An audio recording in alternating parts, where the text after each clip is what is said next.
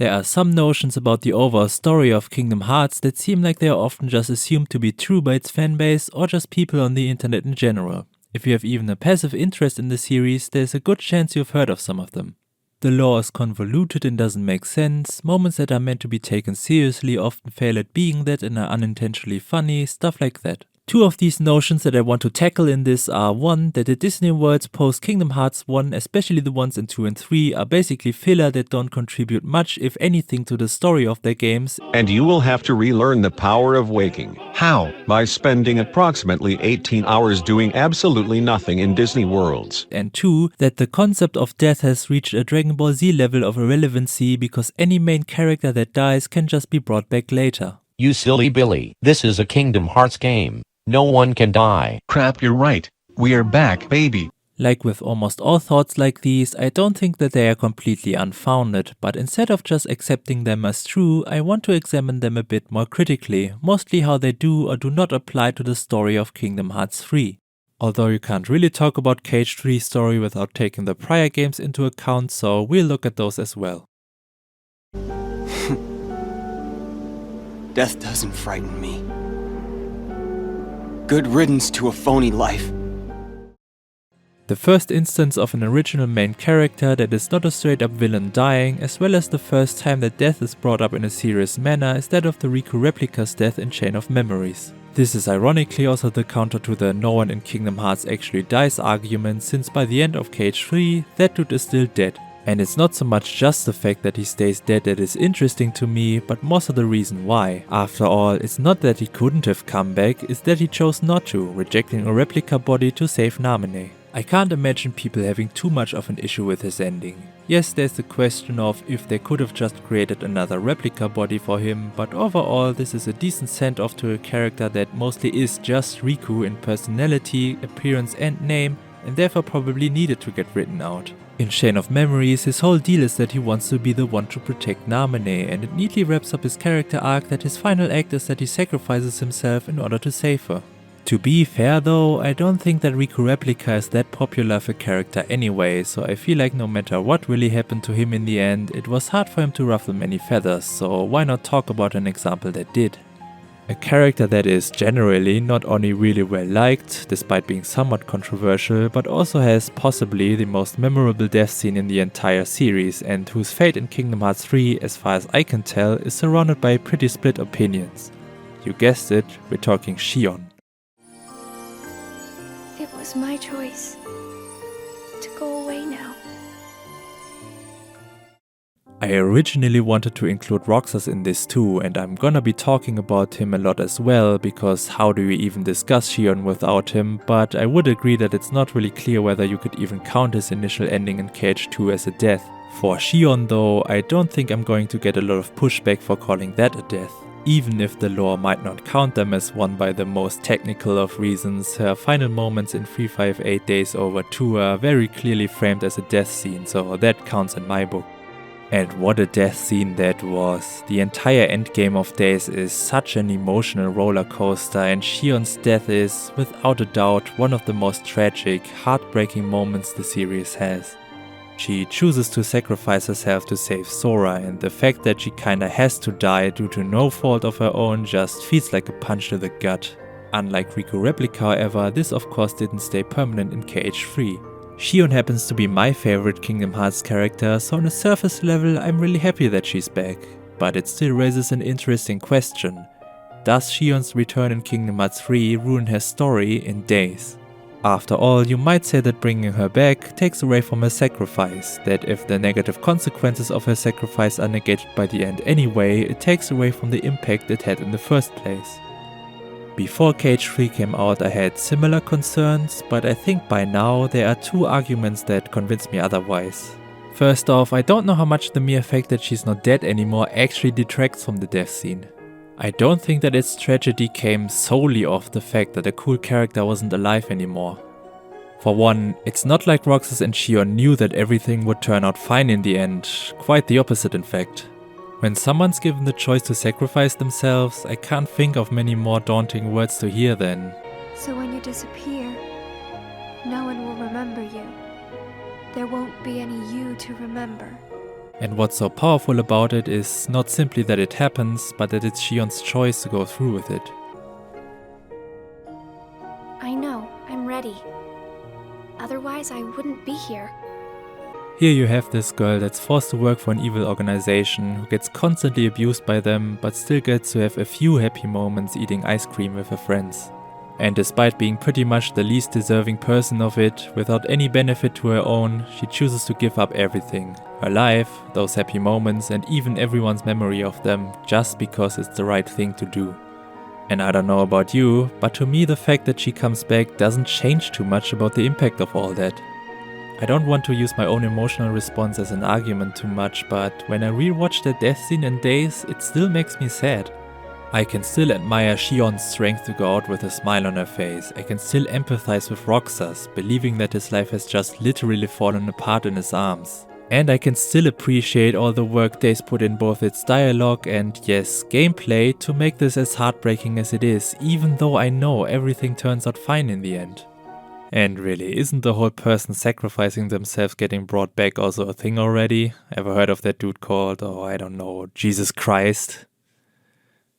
A second point that has to be considered is not only what could be taken away by a character's revival, but also what could be added, other than the obvious fan service.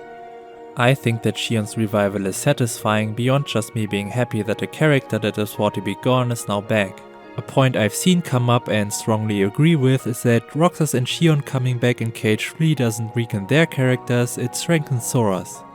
The endgame of the main game and basically the entirety of the Remind DLC is his mad quest to right every wrong that Xehanort has ever created and to take it onto himself that everyone who's been hurt gets to be in a better place by the end. Even if he has to break not only the laws of time travel but also himself in order to do so. He didn't know about Xion herself, but Sora does learn throughout Cage 3 that, besides Roxas and Ventus, there's a third heart trapped inside his own, and this is where I have to ask people who are skeptical about her return.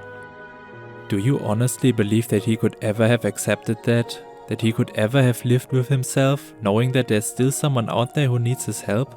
The guy who, back in Cage 1, immediately threw his life on the line to help Alice when he saw she was in trouble?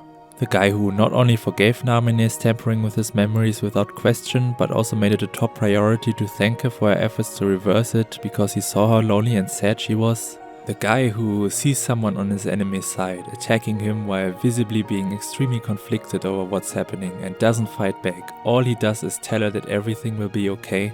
Of course not. What a slap in the face would it have been if Sora let an injustice like someone being trapped inside him happen when he could have possibly done something about it. What a betrayal of his character that had been built up for 17 years by then. At that point he had already spit in the face of death to save the people he cares about. And in the end, just like his replica before him, he dies with a smile on his face, knowing that he did set everything right. And, at that point, it becomes increasingly difficult to care about stuff like the technicalities of how that happened or if it potentially negatively affects storylines that came before.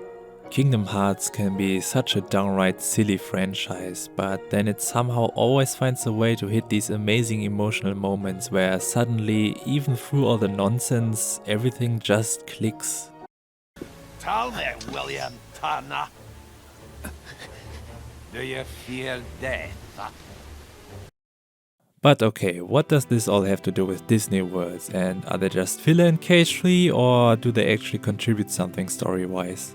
Well, one concession I want to make right away is that I don't think what happens in the Disney Worlds here does all that much to move the plot along. In Kingdom Hearts 1, the Disney villains with Maleficent as their de facto leader weren't just the antagonist of the worlds relating to the movies they belong to, but before Ansem comes into the picture, they are also the main villains of the overarching story itself. Whenever you defeated one of them, not only did you stop the evil they were doing in their own worlds, but also partially thwarted their plans for general evil doing within the bigger Cage universe. Characters like Alice or Jasmine were even taken out of their original Disney worlds and served as major points in the overall plot of the game. And yeah, Cage 3 doesn't really do any of that. Sure, in each world except for the 100 Acre Wood, you get to meet a member of Organization 13 and they do things more or less related to the overall plot, like looking for the black box or one of the 7 lights, but nothing really to move it forward. It is probably true that when it comes to the plot alone, the endgame could still happen if we took a lot of the Disney worlds out. However, I do not think that makes them completely useless story-wise. While they don't do anything to make the endgame technically possible, thematically they manage to explore concepts such as death, sacrifice and resurrection and set up Sora's ending pretty well. Out of the 8 Disney worlds we have here, 3 of them feature a character dying who later gets brought back to life, and in San Fransokyo we have the first Baymax who I guess kinda died during the events of the Big Hero 6 movie, who also gets brought back. I don't really know how that makes sense, since I thought that the chip that's in the second Baymax is just supposed to be the same one as the first, but whatever. If you were to bring in more context from outside the game itself, you could maybe even bring in Olympus with Hercules bringing back Megara at the end of the movie, but that's probably a bit too generous to the game. Interestingly enough, Arendelle, the Caribbean and the Kingdom of, well, you know, are the ones that follow the story of their respective movies the closest, something that Kingdom Hearts 2 and 3 are often criticized for, but I'd say that they actually tie in with the themes of the game the most. In each of them, the character that gets resurrected does so because either they themselves, or in the case of the Caribbean, someone else, is willing to put up a huge sacrifice. Eugene gets revived because he was willing to sacrifice his own life to free Rapunzel from Mother Gothel's imprisonment. Anna's act of true love that brings her back from being a frozen statue is her sacrificing herself to save Elsa, and Will Turner is brought back because Jack sacrifices his chance at immortality, therefore coming to terms with the fact that he also will die at some point in the future. Also, fuck you, Frozen and Pirates of the Caribbean 3 are good movies, and Let It Go is a great song, even though I can't defend its inclusion in the game. There's this nice little message about love being stronger than death, although it doesn't necessarily mean that the game wants to tell you that enough love can literally bring people back from the dead. Toy Box and the 100 Acre Wood play more with the idea of hearts being connected even if the people they belong to are physically separated. And really, that has been Sora's and Kairi's whole thing since the ending of KH1, hasn't it? It hits a little bit harder since what is now separating them are life and death themselves, but really this is the same bittersweetness we've known from Kingdom Hearts endings for years now, just taken to its extreme. Even though, unless KH4 does some absolutely crazy shit, we basically already know that he will be back at some point. But with what happens in the Disney worlds with all the death, sacrifice and resurrection, when Sora says that he already knows exactly what to do in terms of saving Kairi, it makes it so much easier to get behind that, and that's really what they provide to KH3's story. They might not have been perfect in that regard, but at the very least, I think that the choices of Disney worlds present in the game go a little bit beyond Nomura just wanting to include movies he liked, or Disney telling him which movies to include, or some other cynical explanation like that. Those could have still been contributing factors, mind you, I'm just saying that there may be a little bit more to it than that. Oh, that's right, you're from a video game. Well, maybe in your game, that's how things work. In the final world, you can talk to the hearts of people who have passed away, and saying that these little monologues can get pretty sad is quite the understatement. Despite being the silly Disney crossover series, Kingdom Hearts can be pretty remarkable for how much tragedy it has in its stories, but reading the thoughts of a deceased child that can't grasp its situation is a whole new level of heavy. After this, Sora goes on to not only resurrect himself, but also all his friends. I have already laid out why I think that resurrection in this game not only serves narrative purpose, but was also built up thematically over the course of the story. But you might still think that the rules of this universe allowing the dead to be brought back like that, even if it comes with a sacrifice, might undermine the final world stars. How sad can you really feel for them if there's at least the possibility that they can just be brought back later? Hell, in Namine's case, that's not just a possibility, but a reality. I don't pretend to have the perfect answer to that question, but I'd at least like you to consider that Kingdom Hearts 3 is not just a bunch of cutscenes and dialogue, but a video game. One with fail states that simulate your player character's death, which, yes, is not that much different from a whole bunch of other games. There are some that contextualize fail states within the lore of their worlds, but most, even those that you'd think take the concept of death way more seriously, don't. You just reload the game and miraculously the character who just suffered a sometimes really painful and or dramatic death is somehow as fine as ever.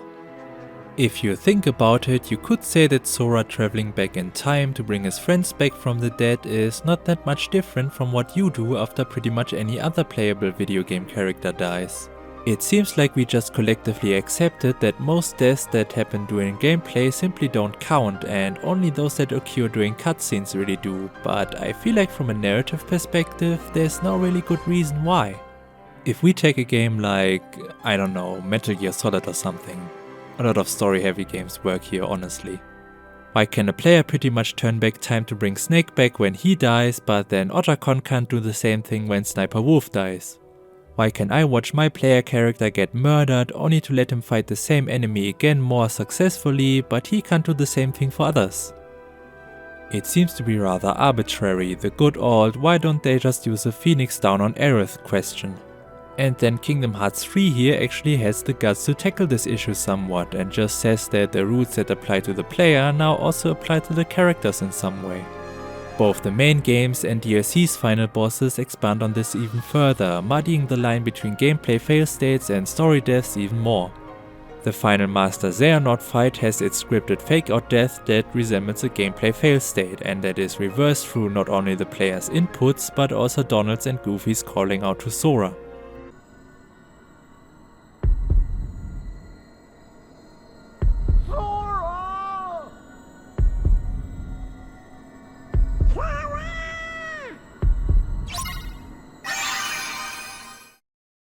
Yozora on the other hand not only features a cutscene for each outcome of the fight, making either win or loss scenario equally canon to the story so far, but he also goes further with the game rules also apply to characters thing by being able to steal and use your Kupo coins, managing to cheat death himself. And I don't know, I think the game deserves some credit for all that. I'm not saying that Cage 3 is some submersive masterpiece or that it offers super deep commentary on the nature of video game fail states and their narrative implications. I just find it interesting that the series featuring Donald Duck warning the main character about Sephiroth seems way more willing to ask questions about things like that than so many other games that are supposedly way more mature when it comes to death. It's not the sum of our parts. It's the sum of our hearts. Yeah. Lastly, I just want to say that my goal here was not to convince anyone that Kingdom Hearts 3 had a great story all along or that it ought to be taken seriously and respected. If you watched all this and still think that it's just a bunch of lame nonsense or that death doesn't mean anything in the game or that Xion should have stayed dead, then more power to you. I certainly won't lose any sleep over it. But what I would like you to take away is that it's easy to simply write stuff off, especially from your childhood and teenage years, as a bunch of cringe and be done with it. But if there is something that you really liked back then but have since then been too embarrassed to even admit to ever having liked it, I just encourage you to think about it a bit more critically, because there could be way more to it than you've ever thought possible. Kingdom Hearts has been subject to a lot of ridicule and I don't actually think that it's completely undeserved. But man, when I think about the series as a whole, I can never help but feel some tremendous respect for it, for even if there are some, in my opinion, missteps here and there, these games are so unashamed of just doing their own thing. Chain of Memories could have just been bad KH1 on a handheld, instead it brought a new way to still make the gameplay interesting on the different platform and had a story that arguably set up the rest of the series even more so than KH1 did. Days wasn't a story that absolutely needed to be told, there could have just been some info dump in KH2 or 3 that told some generic reasons for why Roxas decided to leave Organization 13. Instead it turned out to be, as I would argue, the best story and the best told story in the entire series. Kingdom Hearts 3 requiring you to have played every single game in the series to get everything out of its story, most of which being handheld titles, is, I'd say, a pretty bold move for a AAA game like this. One criticism that I think you can't make about Kingdom Hearts is that it's afraid of taking risks or plays things too safely. It constantly looks for new ways to give its gameplay, at least outside of gacha games, and story an interesting spin, and even if it doesn't always work out, I think there's something to be admired about that.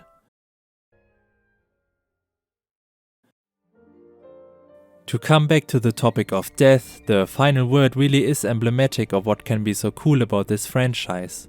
With Xion and Roxas returning, you could maybe just chalk that up to fan service, but it really wasn't necessary for KH3 to kill off its entire original cast of good guys only to bring them all back moments later. In fact, the more risk-avoidant thing would probably have been to precisely not do that. But not only did that happen, it also turned out to be one of the most unique and interesting moments in the series. Sora recompleting himself here consists of the player having to collect these phantoms of him that all play his different animations on loop. In a way, you could say that this is essentially what Sora is, a bunch of animations and lines of code and writing. But for the story of the game and a lot of the players, he probably comes together to be much more than that, and what that means is up to everyone individually. Similarly, I think that Kingdom Hearts as a series can be so compelling through how its parts, which arguably vary quite significantly in quality, all come together to create something greater in the end. And I hope that this little write-up on how KH3 handles death could articulate at least some of that.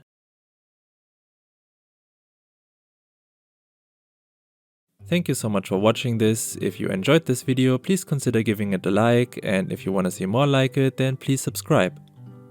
I'm kinda planning to do more stuff similar to this, more think pieces about video games. Some might turn out more like reviews, some might turn out more like this, like close reading, interpretation, stuff like that. Currently I'm planning to do something on 2 games that are getting a remake soon. Yeah, I'm hoping that that gets out before the remakes come out, because that's when it would be at its most relevant, I guess. Also, yeah, feel free to give me your thoughts on this in the comments. If you disagree with me, it would be great to know why. Yeah, some discussion is always pretty nice, I think. Maybe where you think that I didn't think far enough, maybe. I know this is... I would say this is pretty out there in terms of what you could say about Kingdom Hearts of all things, but I think it's pretty cool. The thought that kind of the series does its own thing with death and resurrection and stuff like that, and it's not just whenever someone dies we just bring him back later because who cares. I think, yeah, I feel like I've laid out why I think that's not quite the case, or at the very least that there's a little bit more to it than that. What I noticed when I did this is that like how common resurrection is in like Disney movies. Some stuff that I didn't even mention there, like in the Caribbean, where yes, I talk about how Will Turner gets resurrected, but yeah, you could even talk about how in the very beginning of the movie Jack Sparrow gets brought back from the dead, and in the prequel, or however you want to call it, Barbossa gets resurrected. And then in all these other Disney movies like Beauty and the Beast is resurrected. And you know, there are quite a few people who would argue that that's the best Disney Renaissance film. In The Hunchback of Notre Dame you have almost a thing like that with Esmeralda in the end. And then also the kind of classic fairy tale stuff, like isn't that kind of the point in Snow White? Like the most important scene is how Snow White, in the movie it's, I think he kisses her and then she comes back. Yeah, I think in the original fairy tale they just kind of drop her coffin and then she spits out the bit. But you know, I think it's I don't know how fair it is to be like, oh, someone gets resurrected, so now death doesn't mean anything, there are no stakes anymore. Yeah, not quite sure how much I would agree with that. Especially since, you know, you kind of have this thing already in a lot of popular narrative media where you know that nobody who's too important is gonna die most of the time. I think Kingdom Hearts is actually kind of more willing to do stuff like changing up the status quo, because like when did you even have a status quo, so to say, in Kingdom Hearts? And then one last thing I want to add. I think that out of all of these, I think the best justified resurrection is probably in Frozen, actually. Because, not that like fucking lore matters all the time, but there they actually set it up a little bit. With the, oh, you have to do your act of true love. And, you know, I get that Frozen gets a lot of shit sometimes for being like, oh, it's too on the nose with its trying to subvert expectations. But I think that moment, at least, it works pretty nice, I think. Like the thought that an act of true love doesn't just have to mean between a romantic couple, but that it also can be between sisters, your family. It's also pretty important, you know. I think that's pretty cute, and that's also kind of why I like that movie. Even though, it got overplayed all the time when it came out. Sure. Yeah. I don't know. But, as I said, let me know what you think.